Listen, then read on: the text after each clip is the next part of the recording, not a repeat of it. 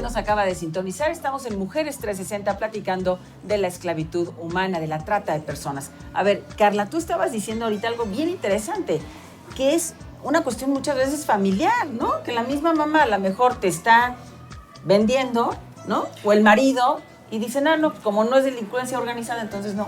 Sí, esto es súper importante porque muy difícilmente una víctima identifica que es trata de personas, pero peor aún, si esta víctima está siendo explotada por su novio, por su esposo, por su mamá, por gente de su entorno, ella está siendo manipulada y se le ha trastocado la información de tal forma que ella a lo mejor se le ha dicho, no, pues es que estás ayudando a la familia, es que acuérdate que nos vamos a casar, es que acuérdate que vamos a hacer, o sea, se le ha engañado, se le ha puesto una trampa en la que cayó y ella no va a entender que está siendo explotada y que es un delito y que tiene que denunciar y que la explotación y el amor no van de la mano. O sea, nadie que te ame, sea mamá, sea papá, sea hermano, sea lo que sea, no te va a explotar. Entonces es muy importante entenderlo. El 70% de las denuncias y de las sentencias que hoy existen están relacionadas con trata de personas en el círculo más cercano de la víctima. O sea, en la familia. Así es.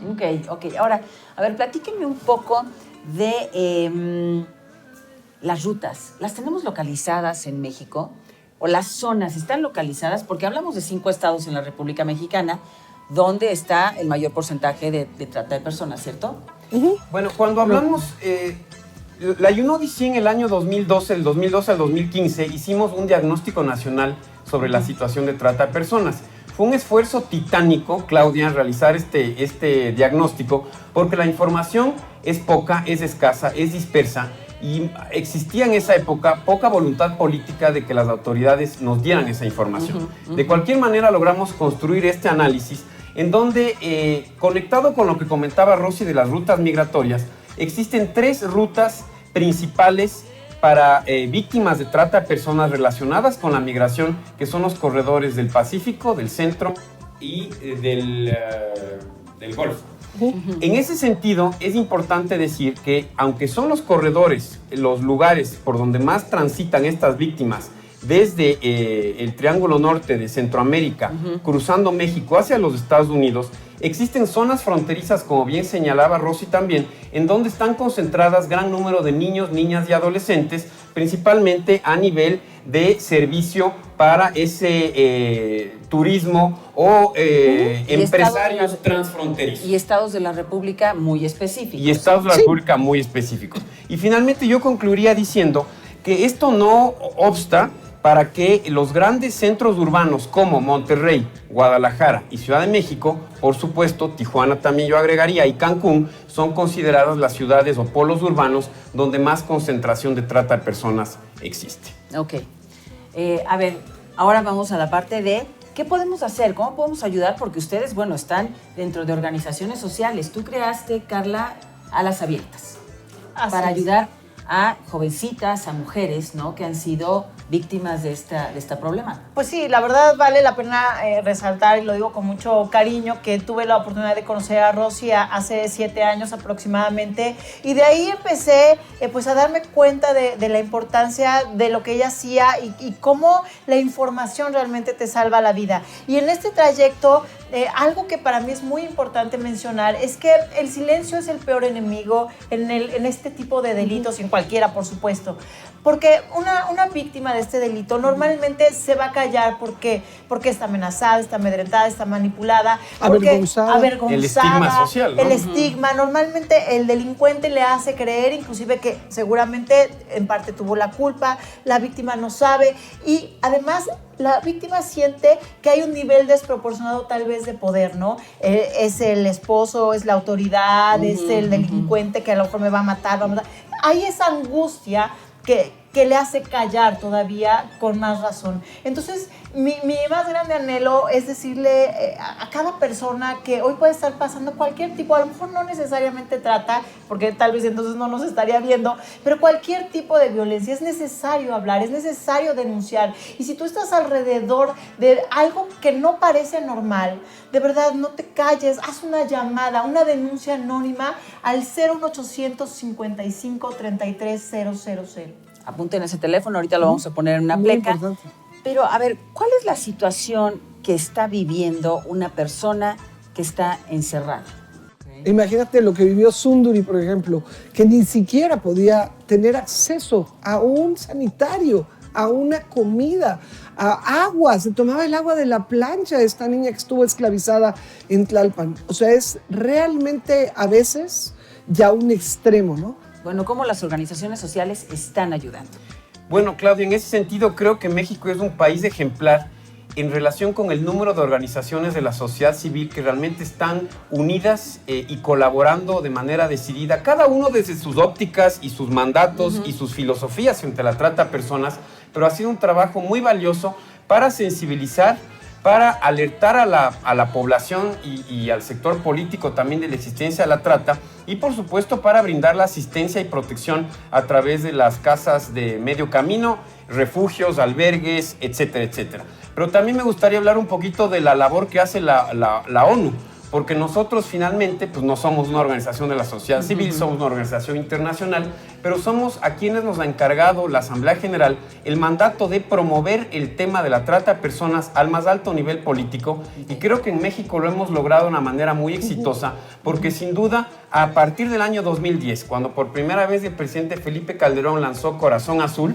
en ese magno evento en el Castillo Chapultepec. Maravilloso evento. Realmente... Enséñales tu corazón, por favor. Por favor, Corazón. nunca me lo quito, ¿eh?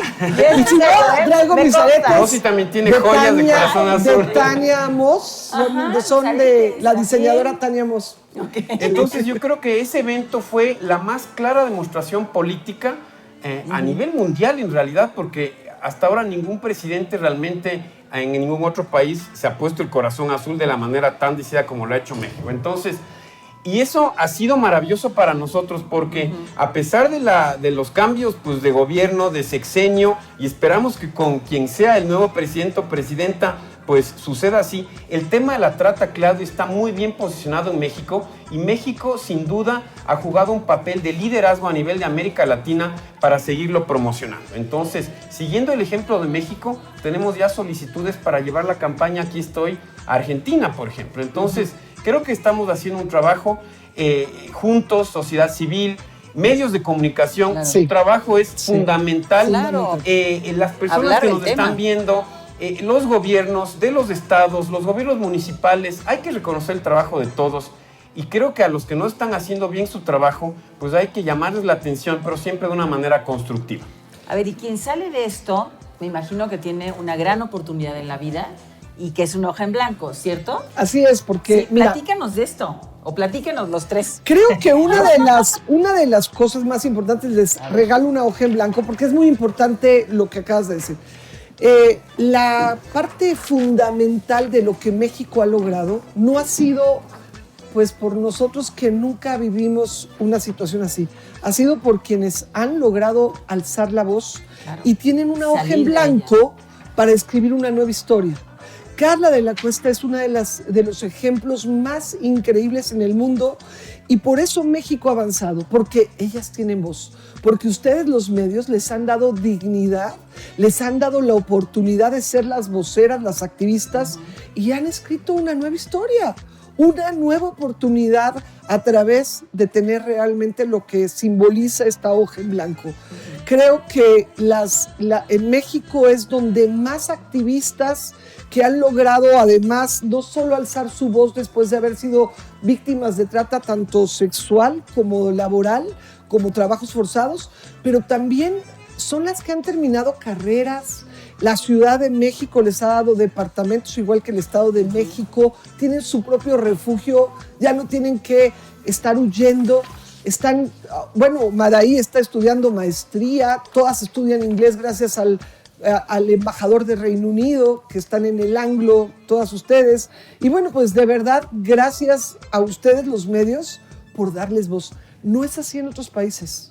Una de las cosas que platicaba yo con víctimas de España, de Argentina, de Colombia, es que no les hacen caso los medios. No les dan la dignidad que ustedes les dan a cada una de ellas.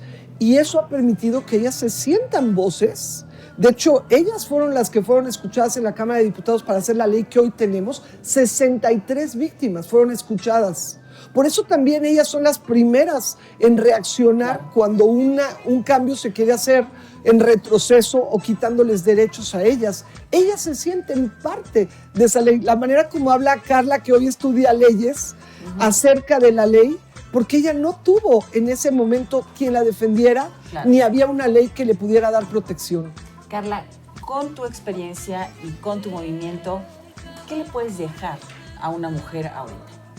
Bueno, que en primer lugar podemos prevenir de tal forma que nadie explote los sueños de ningún ser humano, que cada niño, joven, adolescente pueda volar tan alto y tan lejos como haya soñado. Pero además que si pasaste lo peor, que si tu vida a lo mejor se vio inmersa en un delito tan terrible y tan lacerante como la trata de personas, que hoy puedes tener una hoja en blanco, pero que además hoy tienes la oportunidad de retomar el vuelo, de volver a abrir las alas, de retomar tus sueños, y que hoy somos muchos y que hoy ya esta fuerza va a hacer que nadie te pueda parar. Levántate, vuela, habla y ve hacia ese lugar donde un día soñaste. Muchísimas gracias, Rosy, Carla, Felipe. Encantadísimo de estar Me aquí. quedo, y seguramente nuestra audiencia se queda con muchas ganas de seguir platicando de esto. Lamentablemente estamos un poco en contra del tiempo, pero les agradezco muchísimo, Rosy, Carla, Felipe, que hayan estado con nosotros. De verdad, muchísimas gracias. ¿Y a usted? Muchísimas gracias a ti. Yo solo puedo Por decir favor, algo dilo, al final. dilo. Bueno, quiero comentar a la audiencia que por favor sigan la campaña hashtag Aquí estoy contra la trata de personas, que es esta nueva campaña que junto con la sociedad civil y el gobierno hemos construido las Naciones Unidas, y que es una campaña que está realmente incrementando el número de llamadas al número que comentó Carla, al 1-855-330000 del Consejo Ciudadano. Y es una campaña que precisamente invita a que esas víctimas digan: aquí estoy, mírame, rescátame, y son esos globos que ustedes van a ver, que son los que a través de una llamada van a volver a volar. Muchas gracias, Muchísimas Claudia. gracias a los tres. Y a usted que estuvo con nosotros, muchísimas gracias. Nos vemos en la próxima. Ojalá.